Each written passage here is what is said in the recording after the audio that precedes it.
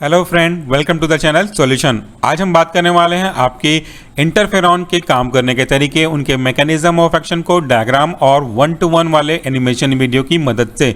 सबसे पहले बेसिक में रिवाइज करते हैं। वैसे तो आपने व्हाइट बोर्ड सेक्शन में देखा ही होगा, ये जो इंटरफेरॉन है वो आपके हेपेटाइटिस सी के इन्फेक्शन को कंट्रोल करने में हमारी मदद करते हैं। इंटरफेरॉन के बेसिकली दो टाइप होते हैं, इंटरफेरॉन 1 और इंटरफेरॉन 2। इसी इंटरफेरॉन 1 के दो और सब टाइप होते हैं जिनको हम लोग बोलते हैं इंटरफेरॉन अल्फा और इंटरफेरॉन बीटा, और टाइप 2 के एक और सब टाइप होते हैं जिसको हम बोलते हैं इंटरफेरॉन गामा। ये जो इंटरफेरॉन वर्ड ही है वो नाम से आपको बता रहा है इंटरफेयर करते हैं बेसिकली। सो ये क्या पे काम करते हैं, किस प्रिंसिपल पे? इंटरफेरॉन एक ऐसे केमिकल मॉड्यूलेटर हैं जो कि बेसिकली आपके इम्यून सिस्टम से रिलीज होते हैं जब कोई एंटीजन, चाहे वो वायरस हो, चाहे वो बैक्टीरिया हो या कोई और अदर पैथोजेनिक सब्सटेंस ही क्यों ना हो, जब ये हमारी बॉडी में एंटर करने की कोशिश करते हैं तो इनके अगेंस्ट में बॉडी के डिफेंसिव मैकेनिज्म के रूप में ये हमारी बॉडी द्वारा सीक्रेट होते हैं, रिलीज होते हैं। साइटोकाइनिन्स वगैरह हैं ये, इंटरफेरॉन, इंटरल्यूकिन और कुछ ग्रोथ फैक्टर्स वगैरह। ये बेसिकली जिस सेल में ये वायरस का अफेक्ट होता है वहां से रिलीज तो होते हैं, लेकिन ये उस सेल की ज़्यादा मदद नहीं कर पाते, बल्कि ये रिलीज होकर के नियर बाय या पास के सेल में जाकर के उस सेल को इन्फॉर्म करते हैं, उस सेल की मदद करते हैं कि फ्यूचर में कभी इस तरह का जब वायरस उनके सेल के अंदर एंटर करने की कोशिश करे तो वो कई सारे मैकेनिज्म में से किसी एक या दो स्पेसिफिक मैकेनिज्म को फॉलो करते हुए अपना एंटी वायरल ड्रग का इफेक्ट शो कर सके। लेकिन ज़्यादातर जो इनका broad spectrum activity focus point है वो होता है आपके इसी वायरस के ट्रांसलेशन के फेज में। ट्रांसलेशन मतलब ट्रांसक्रिप्शन और ट्रांसलेशन दो इंपॉर्टेंट पार्ट होते हैं प्रोटीन सिंथेसिस का। जैसा मैंने आपको एग्जांपल दिया था कि जब कभी भी कोई एक पर्टिकुलर पर्सन के घर में कुछ अनवांटेड चीज़ों का अटैक होता है और उनमें से एक आदमी बच कर निकल करके किसी पड़ोसी के यहाँ पहुँचता है तो वो एक एज अ लॉजिकली वो पड़ोसी को इन्फॉर्म करता है कि आपके घर में अगर कोई अननोन पर्सन थोड़ी देर में नॉक करने वाला हो तो वो दरवाज़ा ना खोलें क्योंकि वो उसको वार्निंग दे रहा है। बिल्कुल सेम यहीं पर होता है, जिस भी particular first part of the body यानी कि होस्ट के सेल में जब इस तरह के वायरस का अटैक होता है तो ये जो इंटरफेरॉन रिलीज होंगे वो नियर बाय सेल पे जाकर के इनको वार्निंग सिग्नल देते हैं। तो आपके जो इंटरफेरॉन है उन्होंने नया सेल को तो बचा लिया, लेकिन पुराने सेल में कोई ज़्यादा इफेक्ट नहीं कर पाएंगे। पुराना सेल बाद में अपोप्टोसिस के थ्रू डिस्ट्रॉय हो जाएगा। तो अब शुरू करते हैं हम आज का इंटरफेरॉन को समझने के लिए एनिमेशन। सबसे पहले हम एक इमेजिन करते हैं सेल को। तो ये जो सेल आप अपने लेफ्ट साइड में देख रहे हैं, इस सेल को हम समझते हैं होस्ट सेल, या ये वही सेल है जिस पे वायरस आकर के अपना इफेक्ट दिखाना शुरू करेगा, अपने जितने भी रेप्लिकेशन प्रोसेस को स्टार्ट करेगा। तो इस वायरस के रिस्पॉन्स में ये सेल आगे कुछ ना कुछ मात्रा में इंटरफेरॉन को रिलीज करेंगे। ये जो इंटरफेरॉन रिलीज होंगे वो अपने पड़ोसी पे काम करेंगे, तो उसको भी हम थोड़ी देर बाद देखेंगे। तो ये मान के चलते हैं होस्ट सेल में आपका वायरस एंट्री करने की कोशिश कर रहा है। आप ऊपर देख सकते हैं यहाँ से जो वायरस पार्टिकल है वो एंटर करने की कोशिश कर रहे हैं। ये आगे जाकर के अटैच होंगे आपके इसी होस्ट सेल के सेल सरफेस पे। अटैच होने के बाद इनका जो अगला स्टेप होता है वो पेनिट्रेशन का। तो यहाँ पे मैं आपको पेनिट्रेशन को स्किप करके सीधा अंदर का जो पार्ट है वो दिखा रहा हूँ। यहाँ पे ये अनकोट होंगे और रिलीज करेंगे अपने वायरल जीनोम को। तो अनकोट मतलब क्या होता है, ये जो बाहर में आप स्ट्रक्चर देख रहे हैं उनको रिलीज होकर के उनके जेनेटिक मटेरियल को रिलीज करना। तो देखिए अनकोटिंग के बाद ये अपने जेनेटिक मटेरियल को रिलीज कर रहे हैं। ये जो जेनेटिक मटेरियल है वो वायरस टू वायरस डिपेंड अलग करता है, अलग अलग हो सकते हैं। ये डीएनए भी हो सकता है, ये आरएनए भी हो सकते हैं। तो यहाँ पे समझाने के लिए मैंने आपको रैंडमली एक आरएनए वायरस को दिखाया हुआ है। सो ये जो वायरस है अपना जेनेटिक मटेरियल आरएनए के फॉर्म में यहाँ से रिलीज करते हैं, और ये जो जेनेटिक मटेरियल रिलीज हुआ है वो आगे जा करके इंटरफेरॉन के रिलीज को, या यूं कहूँ तो ज़्यादा अच्छा होगा, इंटरफेरॉन को प्रोड्यूस करने वाले जीन का जो ट्रांसक्रिप्शन और ट्रांसलेशन और उनके सिंथेसिस है वो स्टार्ट कर देंगे। यानी कि इंटरफेरॉन जीन के एक्टिविटी को टर्न ऑन कर देंगे। आपने ये भी देखा कि ये जैक-स्टैट रिसेप्टर पे काम करते हैं, तो यहाँ पे स्टार्ट होंगे उनका इंटरेक्शन और इंटरफेरॉन का जो जीन है रिस्पॉन्सिबल वो टर्न ऑन हो जाएगा, स्टार्ट हो जाएगा। और जब जीन टर्न ऑन हो जाएंगे तो मॉलिक्यूल्स तो बनना ही है। सो यहाँ पे इंटरफेरॉन के मॉलिक्यूल्स भी बनने लगेंगे।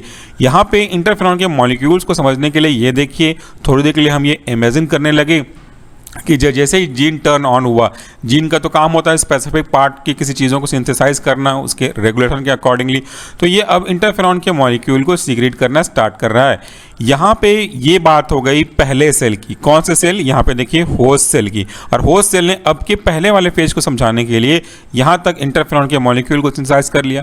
अब हम बात करते हैं दूसरे सेल की। ये देखिए, ये जो दूसरा सेल है वो आपका कौन सा सेल होगा? ये होगा nearby cell. Nearby cell क्यों? ये एक ऐसा सेल है जिस पे वायरस अपना इफेक्ट दिखाने की कोशिश कर रहा है या चल रहा है उसके वायरस के रेप्लिकेशन के प्रोसेस। तो ये आपके वायरस को अलाउ कर रहा है कि काम करो, रेप्लिकेट करो। तो ये होस्ट सेल हो गया, इस पे इन्फेक्शन हो चुका है, जबकि अगल बगल सराउंडिंग में जो नियर बाय सेल है उनमें इन्फेक्शन नहीं हुआ है। तो ये एक नॉर्मल नियर बाय सेल है। तो हम थोड़ी देर के लिए अब ये इमेजिन करेंगे कि क्या होता, देखिए ये हो नहीं रहा, लेकिन हम ये इमेजिन कर रहे हैं कि क्या होता अगर इस तरह का वायरस इसको इन्फेक्ट करने के बाद इस वाले सेल में जंप कर जाता। याद करिए क्या होता अगर जिस घर में चोरी हुई वहां के कोई मेंबर आकर के दूसरे पड़ोसी को इन्फॉर्म नहीं करता, तो दूसरा पड़ोसी भी इन्फेक्ट हो जाता, अटैक का सामना करना पड़ता। लेकिन इन्फॉर्मेशन की वजह से वो तैयारी कर रहा है कि जब कभी भी कोई इस तरह के चोर या अनवांटेड पर्सन आए तो उनके अगेंस्ट में अच्छे से एक्टिविटी कर सकें। तो बिल्कुल यही कॉन्सेप्ट है। अब इस तक पहुंचना होगा आपके इंटरफेरॉन मॉलिक्यूल्स को। तो आगे देखते हैं क्या होता है। ये जो वायरस पार्टिकल बने हुए हैं आपके होस्ट सेल में, इनको देखें। अब अगर ये जो वायरस पार्टिकल है अगर किसी कारण से ये मूव करके यहाँ पे पहुँचता, अगर अभी इंटरफेरॉन नहीं है तो याद रखिएगा, कंफ्यूजिंग हो सकता है। अभी इंटरफेरॉन नहीं गया उस नए सेल में, इंफॉर्मेशन नहीं गई, तब क्या हो रहा होता, इसके एब्सेंस में क्या हो रहा होता। तो ये जो आपका वायरस है, ये वायरस जो न्यू वायरस बन के निकला आपके पुराने इन्फेक्टेड सेल से, ये आपके नए सेल को अफेक्ट करता और फिर से वही process uncoating and release of viral genome. तो ये वहाँ का वायरल जीनोम फिर यहाँ से आ जाता। अब इसको हम लोग देखते हैं कि ये पूरी लाइफ साइकिल कैसे पूरी कर रहा होता। यहाँ पे तो मैंने आपको होस्ट सेल में ये बताने का प्रयास किया कि कैसे इंटरफेरॉन टर्न होते हैं। अब ये अगर वायरस अंदर आता होस्ट सेल के बगल वाले नियर बाय सेल में और यहाँ पे इंटरफेरॉन नहीं होता, तो पूरी लाइफ साइकिल देखिए। ये वही आरएनए का एक पार्टिकल है जो उसके जीनोमिक मटेरियल से रिलीज हुआ है अभी अनकोटिंग के बाद। तो ये आरएनए का पार्टिकल, या यूं कहूं कि ये अनकोटिंग के बाद रिलीज हुआ वायरल जीनोम आगे अर्ली प्रोटीन सिंथेसिस करेगा। ये अर्ली प्रोटीन सिंथेसिस एक बहुत ही महत्वपूर्ण पार्ट है, इनिशियल लेवल पे, फाइनल लेवल नहीं है। और इस अर्ली प्रोटीन सिंथेसिस में बेसिक तरह के प्रोटीन बनते हैं, कुछ एंजाइम बनते हैं जो कि वायरस को सर्वाइव करने के लिए, सिंथेसाइज करने के लिए कुछ अपने एंजाइम मदद करने का काम करता है। फुल एंड फाइनल नहीं है ये वाला स्टेप, ये इनिशियल लेवल का है। तो इस अर्ली प्रोटीन सिंथेसिस के बाद होगा इनके जीनोम की सिंथेसिस। सो ये जो वायरस है वो नए वाले सेल में अगर नहीं पहुंचा होता इंटरफेरॉन तो की केस की बात कर रहे हैं। सो अगला जो स्टेप हुआ है न्यूक्लिक एसिड की सिंथेसिस। और ये न्यूक्लिक एसिड की सिंथेसिस में या तो डीएनए बनेगा या तो आरएनए बनेगा, दोनों तो कभी बन ही नहीं सकते depending upon the types of virus. इसके बाद अगला जो स्टेप होता है वो होता है लेट प्रोटीन सिंथेसिस प्रोसेस।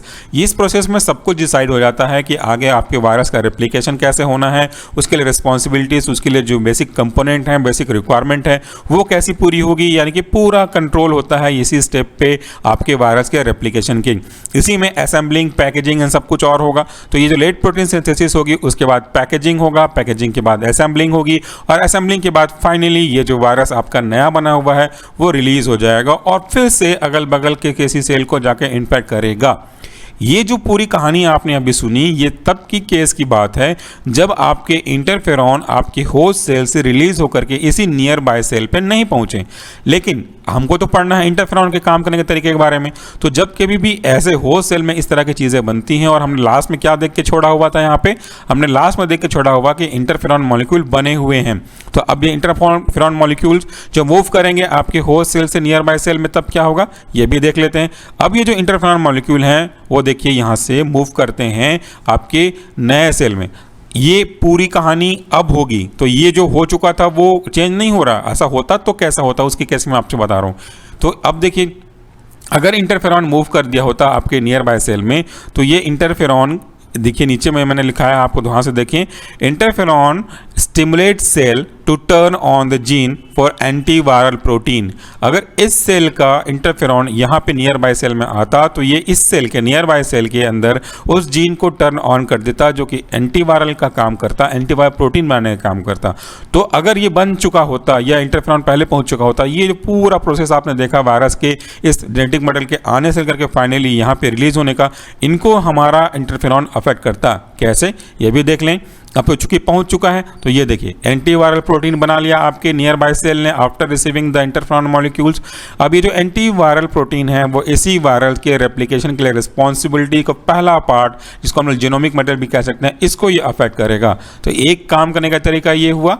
अब बाकी देखो बाकी जगह पे कैसे अफेक्ट करेगा ये दोबारा देखिए, जेनेटिक मटेरियल को उन्होंने डिस्ट्रॉय किया, आपके अर्ली प्रोटीन सिंथेसिस को डिस्ट्रॉय किया, उसके बाद न्यूक्लिक एसिड के बनने के प्रोसेस को अफेक्ट किया तो न्यूक्लिक एसिड नहीं बनेगा, लेट प्रोटीन सिंथेसिस को अफेक्ट करेगा तो फिर प्रोटीन जो मेन रिस्पॉन्सिबिलिटीज निभाता वो नहीं बनेगा, और फाइनली ये आपके पैकेजिंग और असेंबलिंग को भी अफेक्ट करेगा, तो ये जो वायरस है आपका रिलीज नहीं हो पाएगा। इस पूरे स्टेप में तो आपने देखा कि कैसे हमारा इंटरफेरॉन इन अलग अलग स्टेप को अफेक्ट करता है। इनमें से मेजर जो हमारा मेन पार्ट है वो लेट प्रोटीन सिंथेसिस या ट्रांसक्रिप्शन के बाद का जो मेन पार्ट है ट्रांसलेशन, इसको अफेक्ट करता है। तो ये था सिंपल सा explanation regarding mechanism of action of our interferon. ये बहुत ही महत्वपूर्ण है। मैं दोबारा आपको एक बार शॉर्ट में समझाने का प्रयास कर रहा हूँ, रिवाइज करके इन सब को रिटर्न कर रहा हूँ। ये जो प्रोसेस आप देख रहे हैं ये पूरा तब होता जब आपके इंटरफेरॉन मॉलिक्यूल इस पे पहुंच चुके होते। तो अभी आपने जो यहाँ पे ये वाला मटेरियल देखा और फाइनली रिलीज तक ये इंटरफेरॉन के एब्सेंस में हो रहा था, लेकिन अगर इंटरफेरॉन आ गया होता या और किसी बगल में चला जाएगा तो ये पूरे प्रोसेस को अफेक्ट करके अपना एंटीवायरल इफेक्ट शो करेगा। So friend, that's all for the day. उम्मीद करता हूँ कि आपको समझ में आया होगा। अगर कहीं कोई कंफ्यूजन है तो दोबारा इसको रिवाइज करें, क्योंकि मैंने हर चीज़ को धीरे से क्लियर करने की कोशिश की है। जहाँ पे कंफ्यूजन हो सकता था वहाँ भी बताया कि यहाँ पे क्या होना चाहिए। फिर भी अगर आपको कोई डाउट है तो you can comment your doubt in comment box. So friend, thank you for watching and listening this video. नमस्कार।